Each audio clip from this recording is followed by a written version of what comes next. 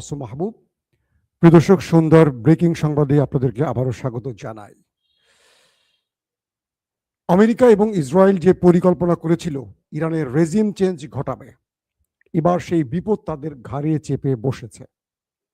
যদি এক বাক্যে সংক্ষিপ্ত ওয়ার্ডে বলি, আল্লাহর পরিকল্পনা শ্রেষ্ঠ পরিকল্পনা।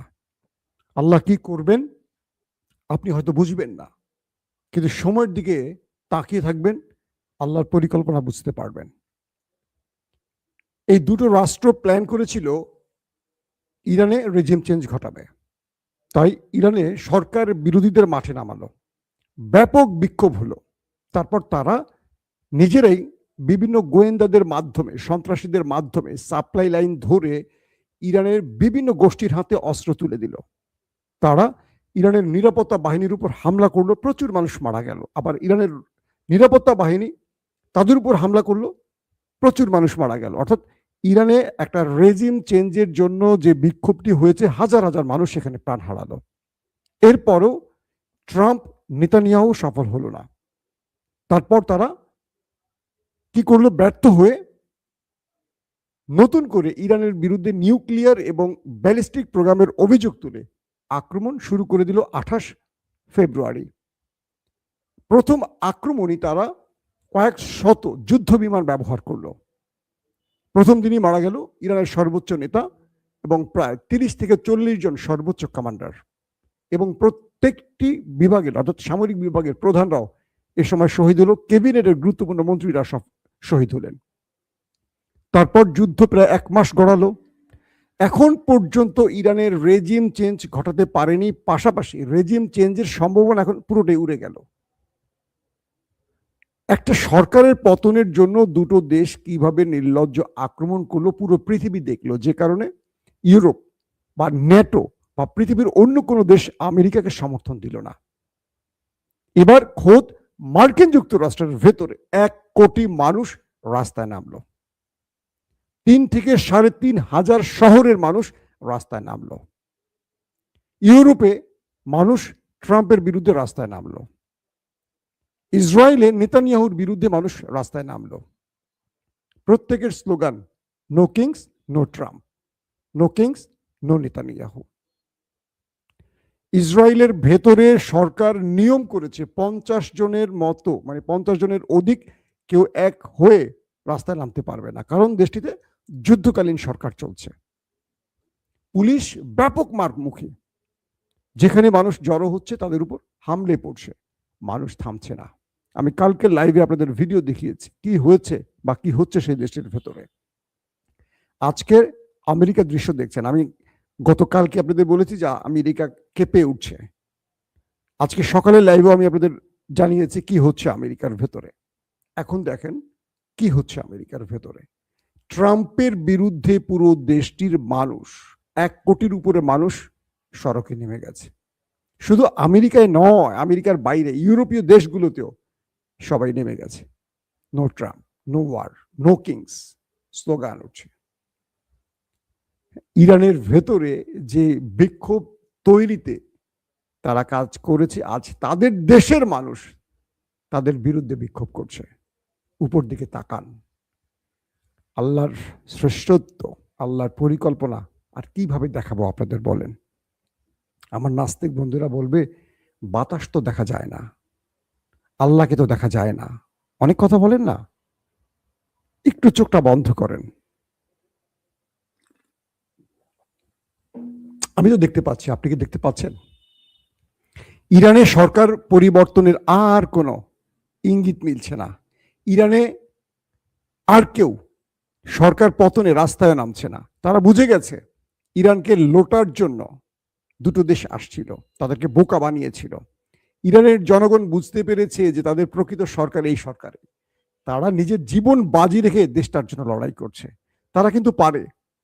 খুব ক্ষুদ্র একটা প্রশ্ন করি আপনাদের, যারা এখন আছেন আইআরজিসি বা যারা যুদ্ধ করছেন, তারা যদি আত্মসমর্পণ করে চলে যান, আমেরিকা তাদের সবচেয়ে বড় মূল্যায়ন করে প্রচুর টাকা দিয়ে তাদের দেশে ভিসা দিয়ে নাগরিকত্ব দিয়ে নিয়ে যাবে। জানেন, এরকম অফার করা হয়েছে। প্রত্যেকের মাথার দাম ঘোষণা করেছে ডোনাল্ড ট্রাম্প, জানেন তো। কিন্তু দেখেন তারা জানেন যে আমি মারা যাব।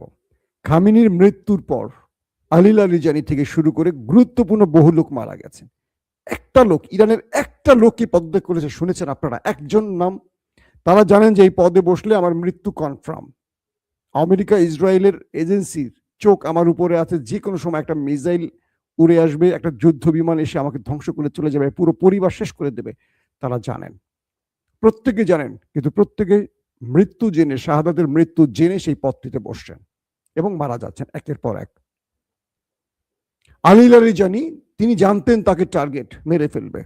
প্রেসিডেন্ট মাসুদ পেজিশকিয়ান, তারা দুজন আল কুদস দিবসে প্রকাশ্যে সড়কে নেমেছিলেন, হেঁটেছিলেন নিরাপত্তা প্রহরী ছাড়া, একদম জনগণের সাথে। তারপরের দিনই আলী লারিজানিকে হত্যা করা হয়েছে। এরা মৃত্যুকে পরোয়া করছে না। এদের হারাবেন কি করে বলেন? সম্ভব? আমেরিকার দৃশ্য দেখেন, কোটি মানুষ রাস্তায়। ইসরায়েলের দৃশ্য দেখেন, নেতানিয়াহুর বিরুদ্ধে লাখো মানুষ রাস্তায়। যেটা তারা ইরানে ঘটাতে চেয়েছে সেটা এখন তাদের দেশে ঘটে গেছে। দর্শক, আসেন আপনাদের কিছু পিকচার দেখাই আমি, তারপর আপনারা বুঝতে পারবেন। আপনারা একটা আমার স্ক্রিনে যে ভিডিওটি দেখতে পাচ্ছেন, কুয়েতে ইরান যে মিসাইল মেরেছিল মার্কিন বেজকে টার্গেট করে, সেখানে আমেরিকার মহামূল্যবান 3 থেকে 4টি বিমান টুকরো টুকরো হয়ে গেছে, তার দৃশ্য আপনারা দেখতে পাচ্ছেন স্ক্রিনে। দেখেন, আমেরিকা প্রথমে বলেছিল যে এই আক্রমণে তাদের বিমান কিছুটা ক্ষতিগ্রস্ত হয়েছে।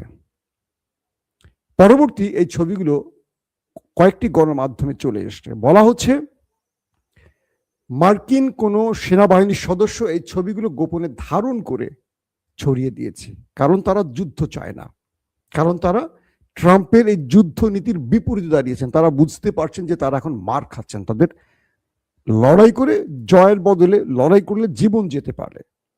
যেহেতু মার্কিন যুক্তরাষ্ট্রে এখন বিক্ষোভ চলছে ট্রাম্প বিরোধী, তাই এই ছবিগুলো বাইরে ওপেন করে দিয়েছে। এই ছবি কিন্তু বাইরে এর আগে আসেনি। এর আগে ইরান যত আক্রমণ করেছে আমরা কিন্তু এরকম ছবি দেখিনি। দেখেন, টুকরো টুকরো করে ফেলেছে মার্কিন বিশাল বিশাল মূল্যবান বিমানগুলো, হাজার হাজার কোটি টাকার বিমানগুলো।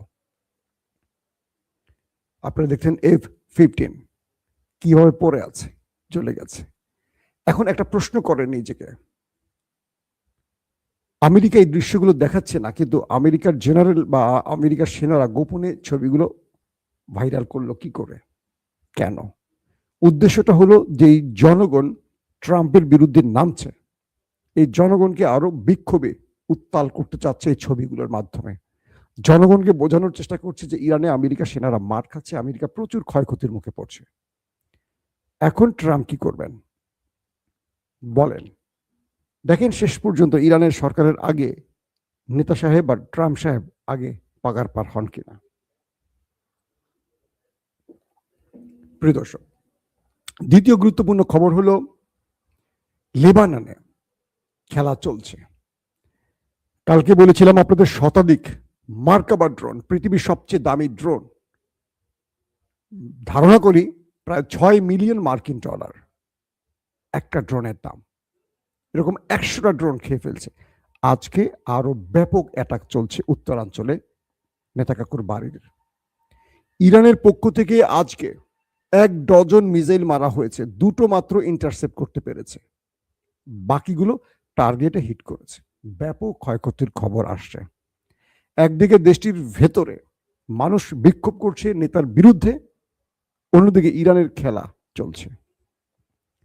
বিভিন্ন সূত্র বলছে যে তাদের পুরো প্রতিরক্ষা ব্যবস্থা ইরান ভেঙে ফেলেছে, তারা এখন কিছু করতে পারছে না। ইরান এখন টার্গেটগুলোকে হিট করছে, তাদেরকে আস্তে আস্তে পঙ্গু করে দেওয়ার চেষ্টা করছে। ইরান বারবারই ইরানের কাছে প্রস্তাব আসছে যুদ্ধবিরতি। ট্রাম্পের পক্ষ থেকে পাকিস্তানকে ব্যবহার করা হচ্ছে, ওমানকে ব্যবহার করা হচ্ছে, তুরস্ককে ব্যবহার করা হচ্ছে, মিশরকে ব্যবহার করা হচ্ছে, যে বোঝাও, ইরানকে বোঝাও। ইরানের সরকারকে বলেন তো এই মুহূর্তে মুস্তফা খামেনি কোথায়, তিনি কেউ জানেন? মুস্তফা খামেনির অবস্থান কেউ জানে না। প্রতিটি দেশের পক্ষে যাদের যে রাষ্ট্রদূতরা আছেন তারা ইরানের পররাষ্ট্র দপ্তরে নোট করছেন, তারা তাদের তথ্য পাঠাচ্ছেন, ডিকোড তথ্য পাঠাচ্ছেন।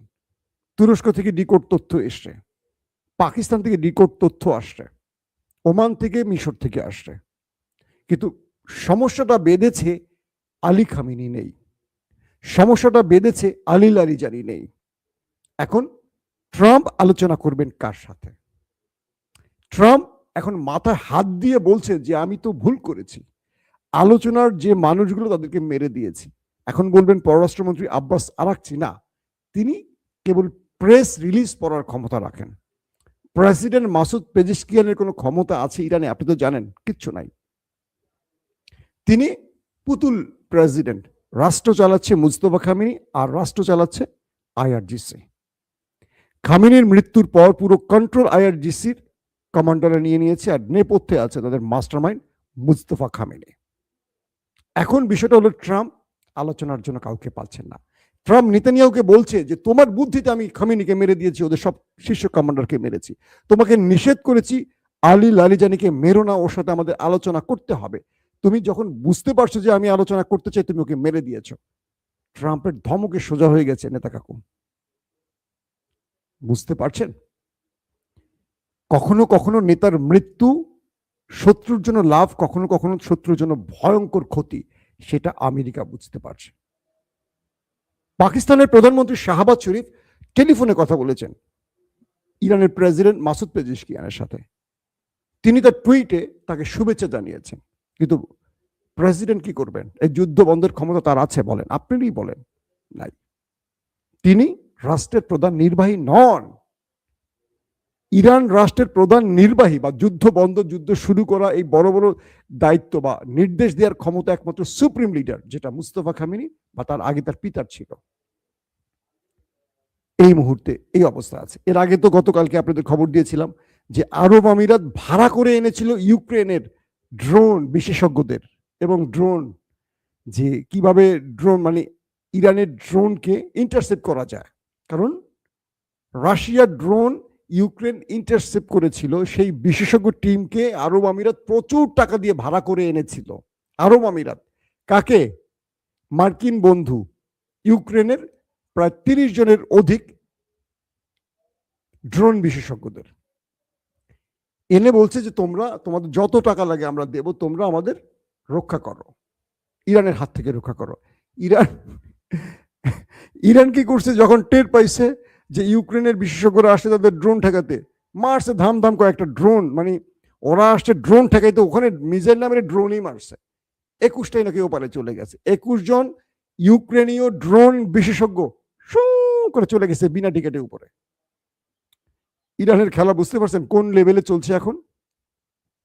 আরব আমিরাত মাথায় হাত দিয়ে বলছে, ভাই তোদেরকে আনছি ড্রোন থেকে আমাদের বাঁচাতে, তোরা এই ড্রোন হয়ে উপরে চলে গেলি, এটা কি করলি ভাই তোরা? মার্কিন টার্গেটগুলোতে কালকে মার্কিন যুক্তরাষ্ট্রের দুটো বৃহৎ টার্গেট, সৌদি আরবের প্রিন্স সুলতান বিমান ঘাঁটি আর কুয়েতের একটি জলপথে একটা বিশাল বহর খার্ক আইল্যান্ডে প্রবেশের চেষ্টা করছে, ইরানের খার্ক আইল্যান্ড, যেখানে 90% তেলের এক্সপোর্ট হয় ইরানের। ইরানের দুটো জায়গায় ম্যাসিভ আকারে হিট করে 500 জনকে ওপারে পাঠিয়েছে ইরানের যিনি মুখপাত্র, সেনাবাহিনী বা আইআরজিসির যে মুখপাত্র ইব্রাহিম, আপনারা তাকে দেখেছেন, খুবই স্মার্ট একটা ছেলে, তিনি জানিয়েছেন। শুধু তিনি জানাননি, সঙ্গে সঙ্গে আরেকজন জানিয়েছে। কে জানেন সে? ওয়াশিংটন পোস্ট, মার্কিন গণমাধ্যম। তারা বলেছে দেখেন, এখন চিন্তা করেন এই তথ্যটা পুরোপুরি সত্য হোক আর মিথ্যা হোক, মানে এই তথ্য তো মিথ্যা না, এটার একটা সংখ্যা ধরেন কম বেশি আছে। এখন একটা সেকেন্ড দর্শক, আমি আপনাদের একটা ভিডিও দেখাতে চাই। আমি যার নামটি বলেছিলাম মিস্টার ইব্রাহিম, তাকে একটু দেখাবো। যখন এই লড়াই চলছে, গতকালকে তার একটা, মানে গত পরশুদিন তার একটা ভিডিও সোশ্যাল মিডিয়া এসছে। আমি যতটুকু চেষ্টা করেছিলাম এটা এআই কিনা, বড় বড় গণমাধ্যমগুলো বলছে এটা এআই নয়। আসেন সেই ভিডিওটা আমি আপনাদের দেখাই। ইব্রাহিম যখন লড়াই চলছে, সামরিক বাহিনীর মুখপাত্র ইব্রাহিম তিনি কি করছেন?